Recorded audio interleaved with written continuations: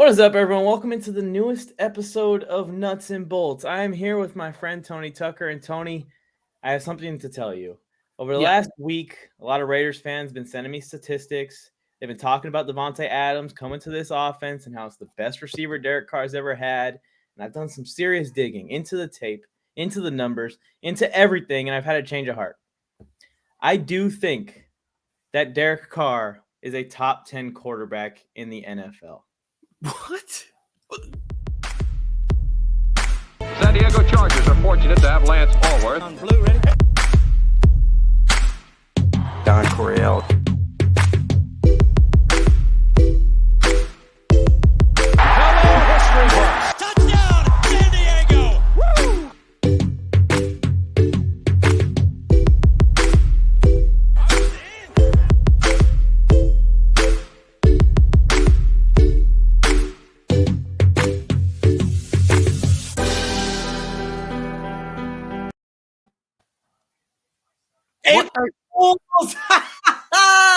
Got you all. I see the Raiders fans there. I see you. I see you, Jason. I see you guys. You thought.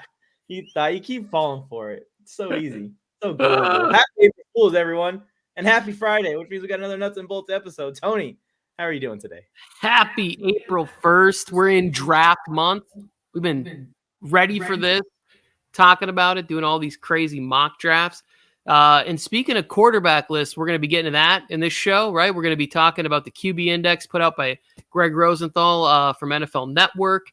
We're going to be talking, I forgot the other topic already. Look at me. I'm doing a job for it. Shawne Merriman says that there's more in the works. And of course, we trust Shawne Merriman as the source. Yeah. And we're going to talk about All In, which we could just jump into it. Let's just start right in and go all in. With the little docu-series the Chargers made last year called All In. They made the first episode of season 2, and they were basically highlighting behind-the-scenes action of the Khalil Mack and J.C. Jackson additions.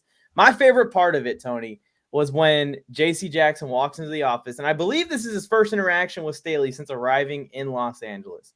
And Staley goes, "Man, I'm a huge fan of yours. I got to show you my notes. I got to show you exactly what I thought about you before we even knew you were going to become a Charger."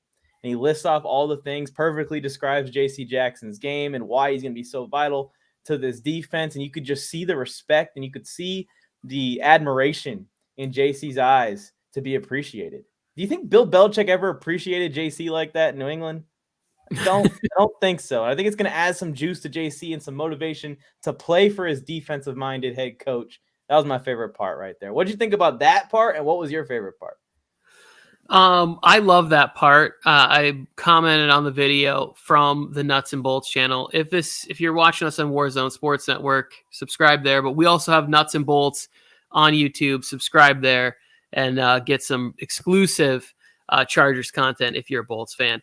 That moment where he's in there just rattling off his scouting report, right? Like the kind of notes. It felt like he was meeting like a hero, right? Yeah. Like you just would go there and you'd be like, "Oh, Mr. Denzel Washington, I've seen all your movies. And when you say that one line in this movie, and I love it." So he was ecstatic to have somebody out there that he knows he's going to be able to say, "I need you to lock that guy down because I have a plan to put all the pressure on the world on Mahomes, Burrow, Carr, Wilson, doesn't matter who it is." So I really enjoyed that interaction. I'm going to do a two-parter for mine. One was Khalil Mack in that shirt that was absolutely fire. That thing, I need to get one of those. I don't know that. No, you know what? I can pull it off and I need to get one. And I'll wear it to training camp. I love the interaction between him and the Spanos family because again, Khalil Mack is one of those guys that's so quiet and just he's there in the moment and he's not going to I don't think that he's probably much of a BSer, right? Unless he's with maybe people he's close with and he can sort of shoot the shit. But you're standing in the room with the owners of the team and billionaires and it's a little awkward, but it's only awkward because they're so excited to have Khalil because Khalil Mack is a superstar. The plays he makes on camera, they look superhuman. When he hip tossed Tristan Wirfs, that's going to go down in the NFL films forever. So like watching their interaction was amazing to me. And then Sebastian Joseph Day working out the way he did in that sand, getting back, getting after it, because I cannot wait for this guy in our defense. I think that he was overshadowed because he got to play next to Aaron Donald. And some people I've talked to, maybe they think a little bit of success is because he did play next to him, but now he's playing between Bosa and Mac. So it's not like there's some huge fall off where he's coming over and there's no other people that need to be double teamed. So to see him out there working in the sand is one of the worst things you could ever do as an athlete. It's horrible. I hate it. Yeah, I can't even just go and play a pickup game in the sand, let alone do what he was doing. He was doing some footwork drills with a band around his waist, going crazy out there in the sand. You could tell he's a hard worker, and I think that the transition from one locker room across the field to the other locker room is going to be seamless for SJD. Tony, what do you think, if we could find them online somewhere, and they're at least decently affordable, of coming to FanFest, matching in Khalil Mack's outfit that he walked in with? Well, I think we'd have to find the knockoff version because that shirt itself probably cost about a couple car payments. Like that's probably like designer. So if we can find like knockoff, whatever, I'm totally down. Yeah, worst case, we could design our own. You know, I'm a great clothing designer. I made the sweater. It was great. There it is. So we put it on the back. We just put Khalil knockoff, right? Like on the back. We came for Mac. Yeah, that was a pretty cool moment. And in Khalil Mack's little presser that he did, they were asking him all these questions. He was like, honestly, guys, I don't mean to be rude answering your questions, but Gilberto, all you guys in the crowd, I'm about that action, boss. I'm going to go show you guys what I do on the field when I get on the field. I'm not about talking. I like that. We need that. That's the same kind of mentality that Joey Bosa attacks things for the most part. We'll save the talking for Keenan and all those guys. They can have fun talking and chirping. Well, that's the great thing about this defense is they're all big-time playmakers, and they're all relatively quiet. I don't know how JC is on the mic, but he hasn't even done a press conference. Like, it's not like he's running to the camera to be like, look at me, look at me. So this team is filled with so many great, humble playmakers. Mike Williams is that way. Mike makes me uncomfortable to watch him get interviewed. Yeah. I'm like, you're 6'4" and you're one of the best receivers in the NFL. Like, but he's just like a kid. He's just like, oh, I don't know what to say. I'm so good at everything. Oh, look at my Winnie the Pooh shirt. Yeah. Like, and that mentality stretches out to Slater, to Herbert. I mean, it's a good point to point out. These guys are putting their heads down and they're going to work, and they're good leaders too. Like Derwin. Derwin's a little bit of a fiery player, but it's kind of in a leadership, like pump up the team style. He's a team player, a real team player, a real team captain. I am so excited to watch the Chargers wreck the league next year. Like, this is going to be a team that is exciting and people are going to tune in and everybody's going to be happy, right? Because we're going to be taking down the Chiefs, beating the Raiders, putting Russell Wilson in check. Everybody's going to be happy for us, and it's going to be just a beautiful ride. And then the bandwagons come in. By the way, we're still accepting applications for anyone that wants to try and be a bandwagon fan in the next season. But speaking of Khalil Mack, speaking of J.C. Jackson, this is a good time to transition into topic number 2. Shawne Merriman put this on his TikTok page less than a week ago after all the signings, which means he's alluding to something. There will 100% be another big free agency. Now, it's not going to be as big as Khalil Mack, but the Chargers do got something up their sleeve. It's coming. Not as big as Khalil Mack, but another big free agency move.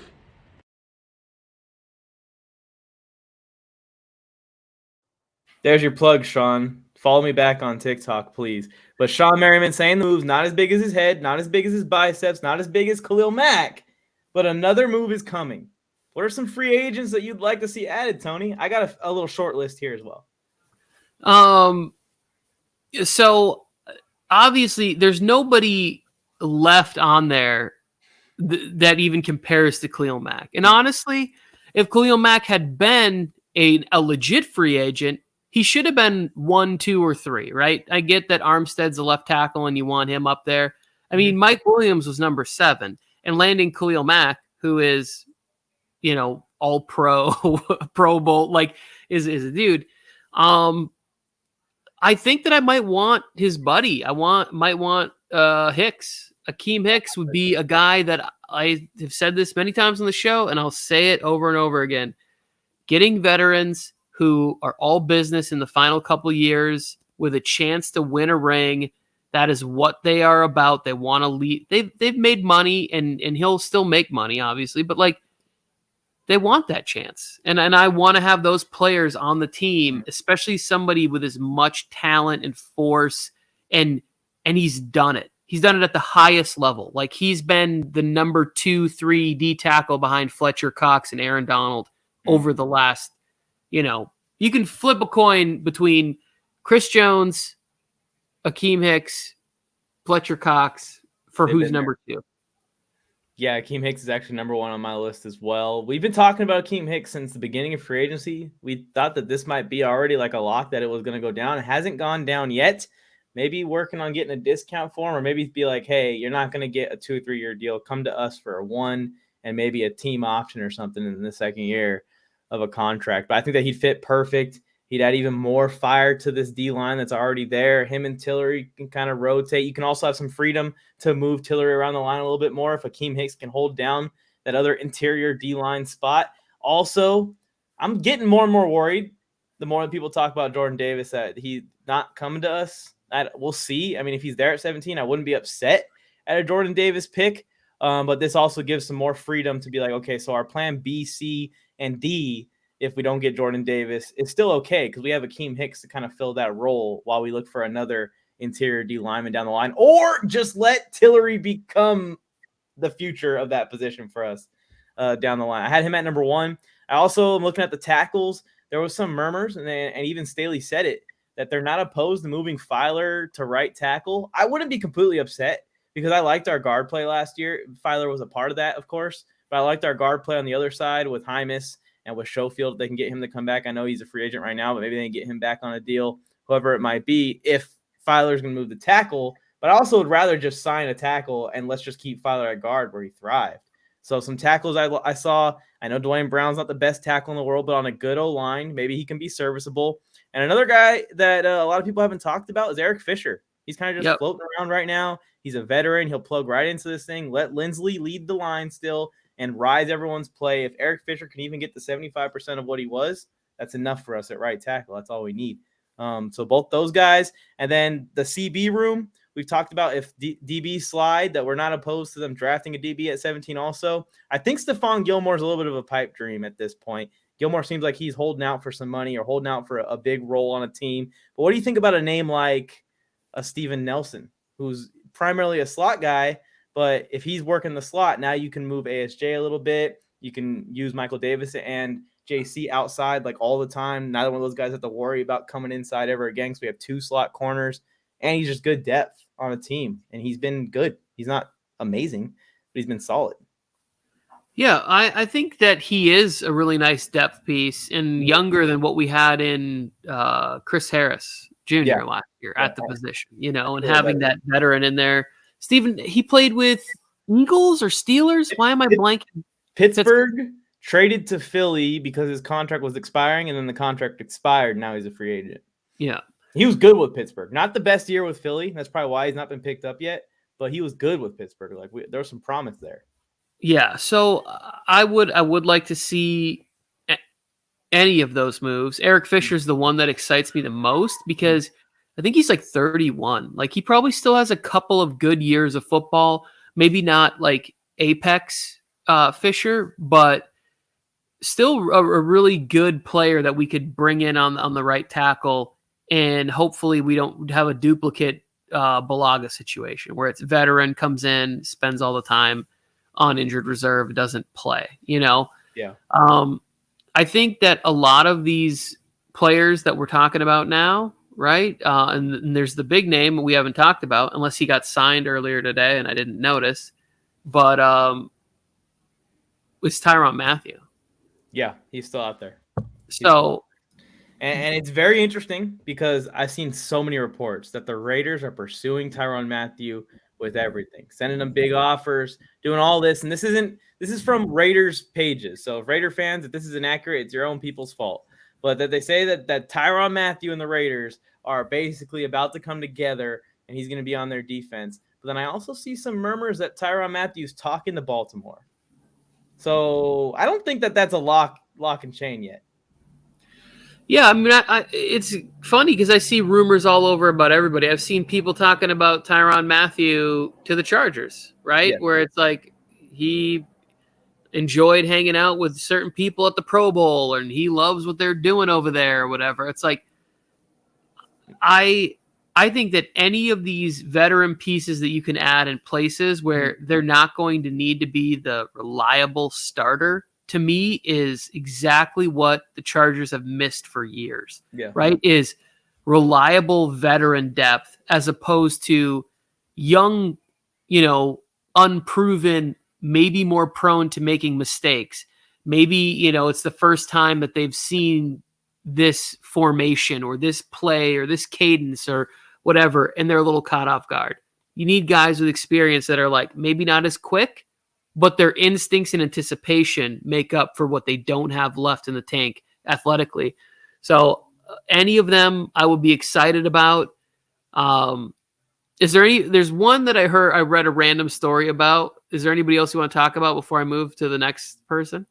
No one specific. No. Yeah, that's kind of all the shout outs I had. I like Alexander Johnson, former Denver linebacker. I've always been a fan of his. I think he's very underrated, but I don't see them adding linebacker. They've said it in interviews now at the owners meetings and coaches meetings that they were having this last week, that they're happy with who they have in the room, which tells me they're happy with Kenneth Murray is what they're basically saying when they say those words. Yeah. Yeah. And you invested a first round pick in him. You have to find out if he can play. Yeah. It's the reality of the situation. Why can't we find out if he can play while Kazier's getting $5.5 million? Yeah, I'm still bummed about that. I don't want. It makes me nauseous. There's a plan. We need to put some faith in him now after what they did at the beginning of the offseason. There's another older guy out there that's an edge rusher from Buffalo. I want to say his name is Jerry Hughes or something. Yes. I think he's still got a little bit left to come in and be like a rotational, or if there's an injury or something, like he could start a couple of games. I think he could still come in on pass rush downs if people are gassed, like let's say we're in a barn burner game where the secondary just isn't showing up and going up and down the field. I think he'd be a nice player to run in that's relatively fresh and put some pressure on the QB. We've seen him do that for years. The last one I read a rumor about was I was reading more on the special teams guy we brought in, Ficken, right? Mm-hmm. And I watched and I looked at I read about how he improved the Vikings special teams in all these areas, and he basically flipped out all these components to get exactly what he wanted. And then there was a rumor that he or the Chargers or somebody was interested in DeAndre Carter from the Washington team.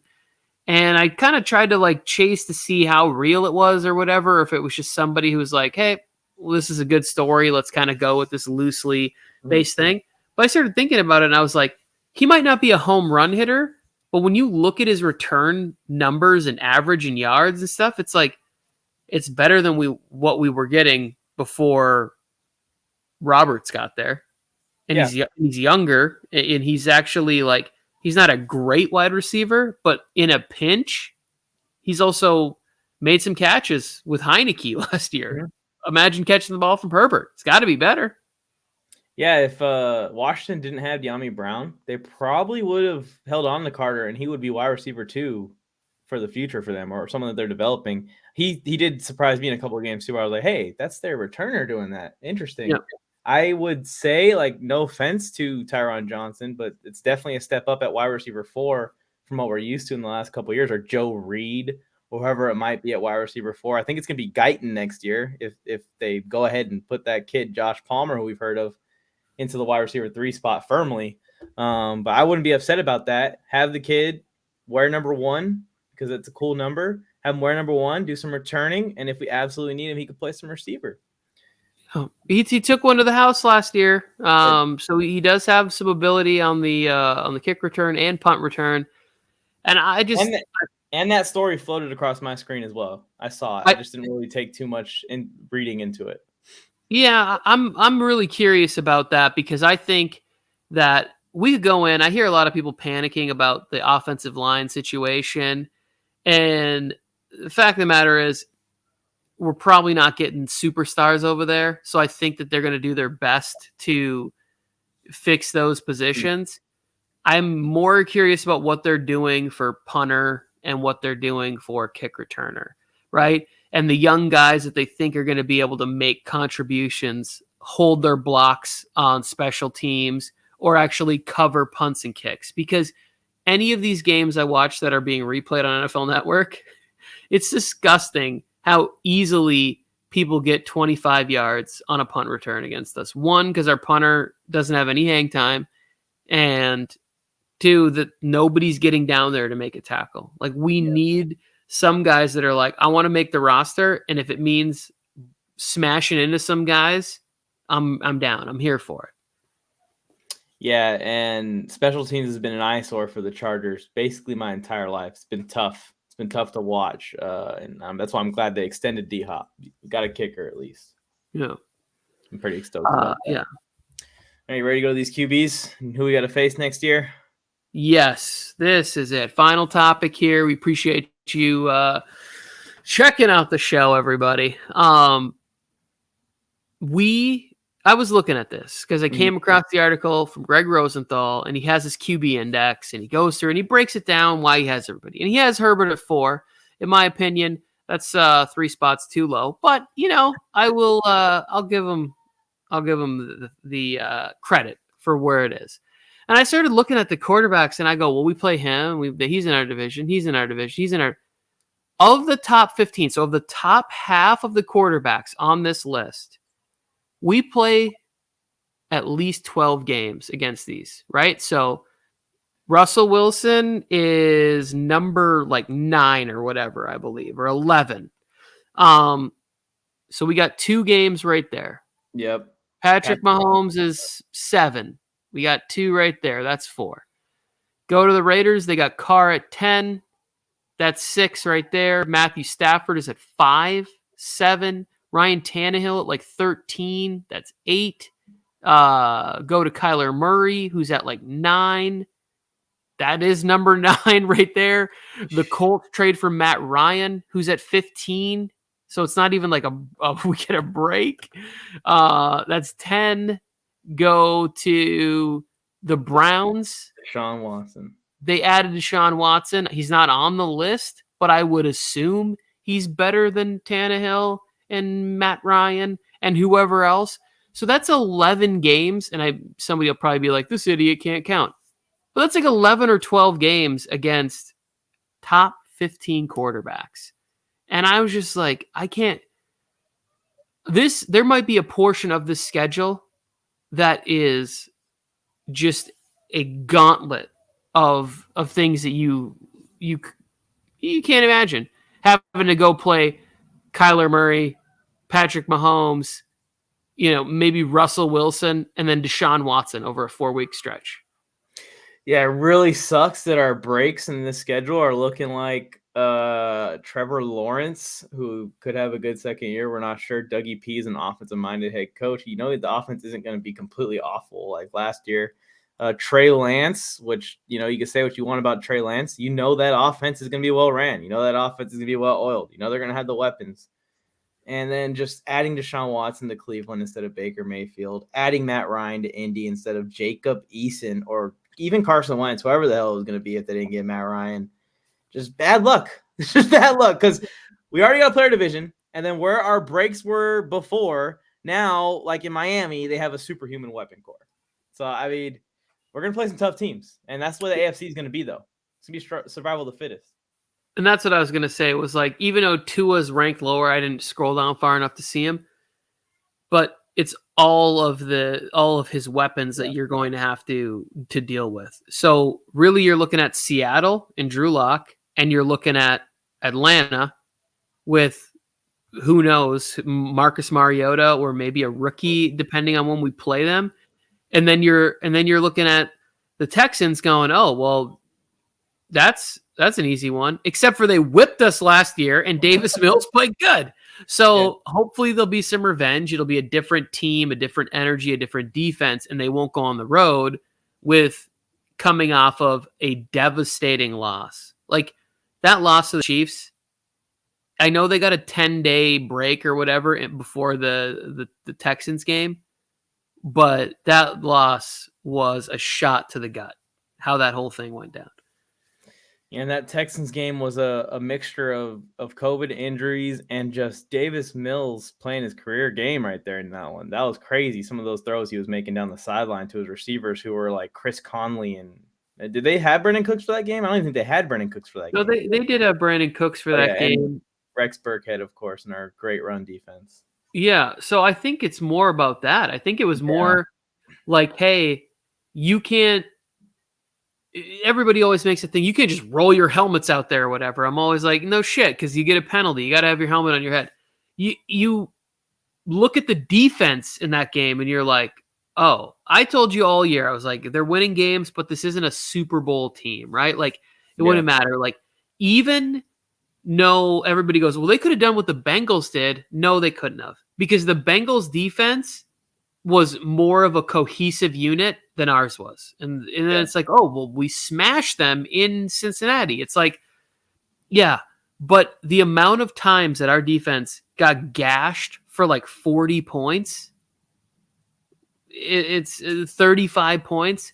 That can't be the case. You can't be 27th in points allowed and think that you're going to make a run to the Super Bowl. Because at some point, one of those teams is going to. I mean, if we would have had to play Derrick Henry or we would have had to go play Josh Allen on the road in Buffalo, it would have been – it's hard when your defense cannot stop the run. Even when you call a timeout and you send in your defensive package, it just doesn't work out. Yeah, and we wouldn't have been blessed with the Raiders at home in round one. We would have had to go to Buffalo on the road, take those guys on in the first round. And then in the next round, we wouldn't be blessed with facing the overrated Tennessee Titan #1 seed team. We would have had to play Kansas City in Kansas City. And then we would have made it to AFC Championship game where we would have ran into Cincinnati or Tennessee. It definitely was a much different path. That first round game is such a confidence booster for a young team like the Bengals were. Especially to win it the way they won it. They won it in a very end of the game, made that final defensive stop. You feel good after that W in the playoffs to break a 20-year playoff streak. Was it longer than that? 30 years? For the Bengals? Yeah, something like 30 years, I think. Yeah, it was almost, right? It was 1994. No, the Bengals hadn't won you're talking about winning a game or making the playoffs? Winning a playoff game. Yeah, so it was almost 30 years since the last playoff victory. Ooh. Yeah. Painful. I remember when we beat the Bengals when they had Andy Dalton to continue that streak.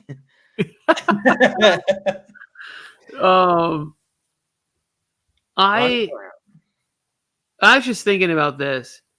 I think that there are some games when I look at it that I would really like to get on the schedule early. Like, even if it seemed really tough, I'd like to play Matt Ryan in his first couple of starts there.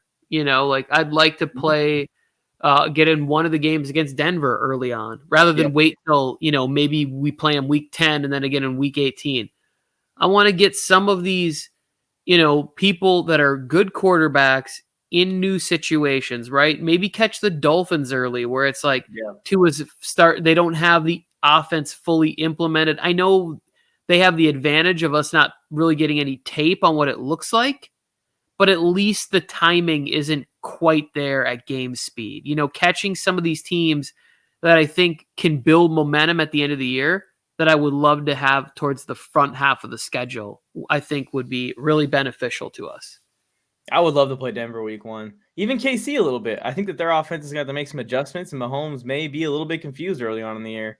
I'm with you. I kind of want to play the tough teams a little bit early, especially the tough teams with new situations. I'll take Seattle, Houston, one of the Raider games, and Atlanta as our last 4 games, please. They would never do that. I do think, however, though, we could see like them try to duplicate history where we get week 18 against the Raiders. Like, what if they run it back for a division? Give us KC in week 18. They better give us Yeah. KC in week 18. That's who I want in week 18. Because if it comes down to it and the wild card's real tight and it's like beat KC and they're going home, I would enjoy that very much. Yeah, I would. Oh. If we eliminate them. I was so excited about the chance to beat the Raiders on the last week of the season, and it didn't. And I'm over it. There's one play where Herbert steps back. I saw a tweet today, by the way, that someone said that Herbert made 3 flashy throws last year, and that's why everyone hypes him up. Homeboy, he makes 3 flashy throws per game, per half, damn near. Anyways, in overtime, after he'd already made 10 flashy throws to carry us into overtime, quite literally by himself, hits Mike Williams over the middle. Mike Williams has the sideline and just isn't fast enough to go all the way. That's painful because I saw him in the space, and I know that if that's in Palmer's hands or if that's just in any slightly faster, not 6'4" wide receiver's hands, he's gone. Up the sideline, he's gone. I think that he was also pretty gassed, right? Like it was just we're in the 5th quarter. Maybe had that been earlier or not, just such a brutal game. He had like 7 or 8 for 120 and a touchdown too. It wasn't like he had just been resting all game. And they were on the 4th quarter for like the whole quarter trying to play catch up because they were down by 15 points. So I don't know. I've moved on from it, but it's a very sore subject to get into, and I found ways to find the silver lining. The person who said Herbert had 3 flashy throws last year, they're just trying to be provocative because there's no way you can. Maybe the Baltimore game, he didn't have 3 flashy throws, but no less than 3 throws a game. This guy does things where you're like, wait, did he just throw the ball back across the field for 50 yards and hit somebody tiptoeing out of bounds? Like it's ridiculous. Herbert's launch point, when they draw up the deep passes for him, which I do like the way they kind of bring the defense up and then they actually design the play. Okay, when we get to this yard line, we're going to throw out the play action. We're going to do this play, and it's going to set up Herbert to make one of those phenomenal throws where he rolls right, stops on the right hash, and he has the whole field to attack.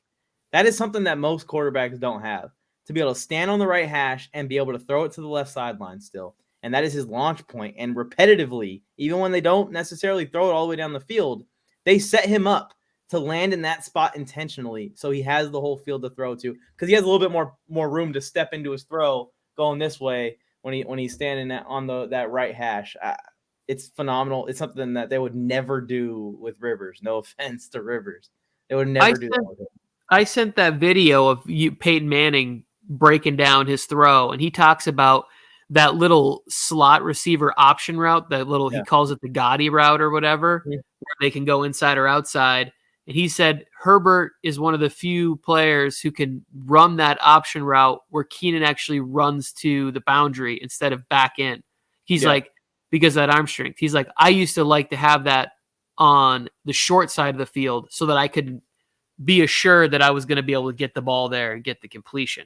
He's like, but the ability that Herbert has allows him to run that wherever he wants. Now, he's not the only one who can do that. Rodgers, Mahomes, Allen, Kyler Murray. A lot of guys have that arm strength. But, like, when you see it, it's – I don't know. I would love this guy's term of what flashy is, too. Enough about this. I don't know. I don't know what he thinks flashy is. I don't know. But, yeah, he'll be standing on that right hash. Happened multiple times in the season. To Mike Williams in the Eagles game, to Mike Williams in the Browns game, to Jalen Guyton in the Bengals game in the end zone. That was a mailbox throw, a 45-yard mailbox throw. Jalen Guyton just has to stand there and catch it. That's all he has to do with Jesse Bates on his back. The Josh Palmer 4th and 21 play is you can literally not hand the ball to somebody better than that. How about Eckler with one arm being held back and another guy about to smash him, and it's just right there, just like this. Yeah. In stride. In stride. Yeah. Insane stuff. Yeah. Anyways, we're gonna see next year. We're gonna see how many flashy throws he has next year. Yeah. Let me close with this, Mike, and then you can wrap up the show. Is that I loved in that All In, or maybe it was another interview I saw at the owners meeting where he talked about building a team around Justin Herbert, building team and units around Derwin James, because the coach gets it. He has these players, but football is such a team game that your strongest player cannot even reach his apex without other good and talented players around him. So, like, he gets that point, and when I see people say Herbert didn't do this, didn't do whatever, it's like, he clearly didn't watch the game. He had to overcome atrocious defensive play, and they didn't do anything for him in the offseason offensively. Mm-hmm. By getting a defense, you have done something for him offensively. The short fields, the turnovers, the time of possession in our favor, like everything you do defensively for the positive affects the offensive positive. Like, it's just a matter of fact in the game of football. You want to have the football offensively. Yeah, and I'll ask Herbert next time we have him on the show, but I'm sure that if he was on this screen with us right now and I asked him at the beginning of the offseason, what did you want most for the offense? I guarantee you he will say, bring Mike back. I guarantee you that's what he would have told you. Love it. I love it. That's his guy right there. I thought you were going to say, get me a defense. What does he want for this offense? Get me a defense. That's what he wants. Defense. There you go. He doesn't care who he's throwing the ball to. He's I'm with you. Good at football. I'm with you for my entire life. For the last 15 years of Chargers fandom, since LT basically, I've been haunted by the phrase, yeah, Chargers lost again, but at least you guys have a bright future. I've got some good news, Chargers fans, and I'm going to sign off on this, Tony Tucker. Thank you for your wisdom and your knowledge and bringing it to the Bolt family. The future is no longer bright. It is now time for the present. San Diego Chargers are fortunate to have Lance Allworth. Don Coryell.